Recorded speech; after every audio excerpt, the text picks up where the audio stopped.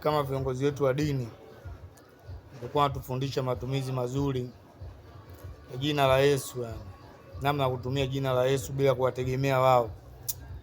Walikuwa wamesaidia watu wengi sana, namna ya kutumia jina la Yesu bila kuwategemea wao, kwa sababu jina la Yesu, Kristo anakuambia ni wewe na Yesu tu. Yani kwenye maisha yako ni Yesu na wewe, yani unatakiwa muamini Yesu na wewe mwenyewe. Yani ukiamini Yesu wewe, hapo yani unaweza kufanya mambo makubwa sana, unaweza kufanya mambo makubwa sana ya msingi, unaweza kutatua mambo mengi sana ukifundishwa matumizi mazuri ya jina la Yesu.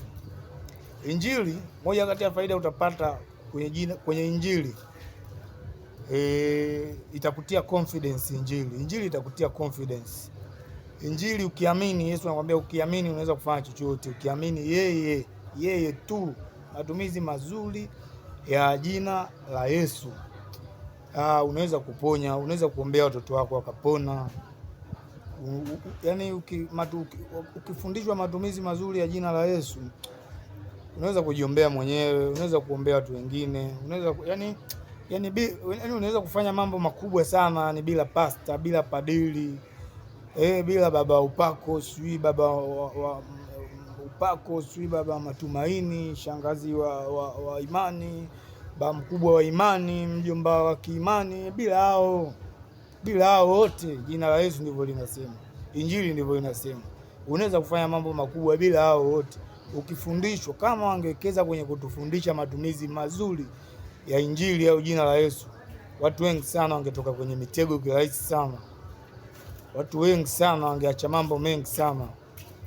Watu wengi sana wangefanya vitu sahihi sana, kwa sababu Injili inakuonyesha namna ya kuingia kwenye inakuonyesha namna ambavyo unavyoweza kutoka kwenye mitego mikubwa na midogo midogo yote ulioingia kiwepesi, na inakupa mbinu za kuto kuingia kwenye mitego, ili usiingie kwenye mitego. Injili inaelekeza ili usiingie matatizoni, ili usiingie majaribuni, ili namna ya kutoka kama umeingia, ili mradi uko hai na ili mradi unaamini unaweza kujifanyia mwenyewe chochote.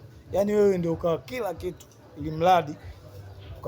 ili mradi unafuata maelekezo ya jina la Yesu, ili mradi unamwamini Yesu, pasipo padili, pasipo askofu, pasipo mchungaji, pasipo katekista, sijui nane, sijui nani, pasipo wote hao, wewe peke yako na Yesu Kristo unaweza kubadilisha chochote kile.